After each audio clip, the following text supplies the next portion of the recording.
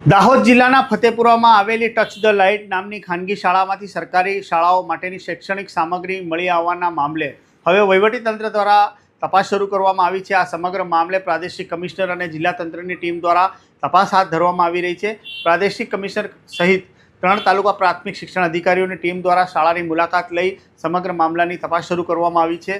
તપાસ દરમિયાન સરકારી શાળાના વિદ્યાર્થીઓ માટે ફાળવવામાં આવેલી કિટ અને અન્ય શૈક્ષણિક સામગ્રી ખાનગી શાળામાં કેવી રીતે પહોંચી તે અંગે માહિતી મેળવવામાં આવી રહી છે, જેમાં કઈ સરકારી શાળામાંથી આ સામગ્રી ખાનગી શાળામાં પહોંચી, આ સમગ્ર મામલે કોઈ અધિકારી, કર્મચારી કે અન્ય વ્યક્તિની સંડોવણી છે કે નહીં તે દિશામાં પણ તપાસ હાથ ધરવામાં આવી રહી છે। મહત્વપૂર્ણ બાબત છે કે ટચ ધ લાઇટ ખાનગી શાળાના 3 ટ્રસ્ટીઓ સરકારી અથવા અર્ધ સરકારી શૈક્ષણિક સંસ્થાઓમાં ફરજ બજાવતા હોવાની માહિતી સામે આવી છે, જેમાં ભરત પંચાલ આઈડી કોઓર્ડિનેટર તરીકે, અલ્કેશ પ્રજાપતિ અર્ધ સરકારી શાળામાં શિક્ષક તરીકે તેમજ પૂર્વીબેન ઉપાધ્યાય સીઆરસી કોઓર્ડિનેટર તરીકે ફરજ બજાવતા હોવાની માહિતી મળી છે। આ સમગ્ર મામલે હાલ પૂર્વીબેન ઉપાધ્યાયને સીઆરસી કોઓર્ડિનેટર તરીકેની ફરજમાંથી મુક્ત કરવાના આદેશો પણ કરવામાં આવ્યા છે। જોકે હાલ વહીવટીતંત્ર દ્વારા સમગ્ર મામલાની તપાસ ચાલી રહી છે।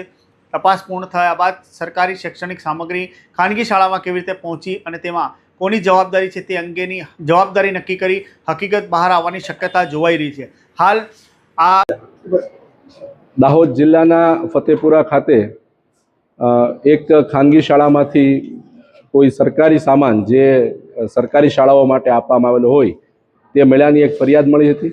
જે સામાનને અગાઉ જિલ્લા શિક્ષણ ટીમ દ્વારા સીલ કરેલો તેનું વેરિફિકેશન કરવા માટે તથા જે લોકો પ્રાઇમરીલી આ કામમાં સંકળાયેલા છે, જે જવાબદાર છે, તેમના નિવેદન લખવા અને આ સંપૂર્ણ ઘટનાની એક વિગતે તપાસ કરવા માટે રાજ્ય સરકાર દ્વારા અમને અહીં નિયુક્ત કરેલા છે અને અમે લાગતા વળગતા તમામના નિવેદનો નોંધ્યા છે અને આ ઉપરાંત જે સ્ટોક છે એનું પણ વેરિફિકેશન કર્યું છે। સંપૂર્ણ વિગતો સાથેનો જે રિપોર્ટ છે, જે ખામીઓ ત્રુટીઓ એ તમામ વર્ણવી અમે આ રિપોર્ટ રાજ્ય સરકારને સમગ્ર કૌભાંડ મામલે રાજ્ય સરકારમાંથી આવેલી અને દાહોદની સંયુક્ત રીતે અલગ અલગ ટીમો તપાસ હાથ ધરી રહી છે। જે સરકારી શૈક્ષણિક સામગ્રી છે જે ખાનગી શાળામાંથી મળી આવી છે તે અંગે હવે તલસ્પર્શી તપાસનો દોર લંબાવવામાં આવ્યો છે અને આવનારા સમયમાં પ્રકરણમાં સંડોવાયેલા વધુ લોકો સામે કાર્યવાહીની ગાજ આવી શકે છે તેવું હાલના તબક્કે લાગી રહ્યું છે।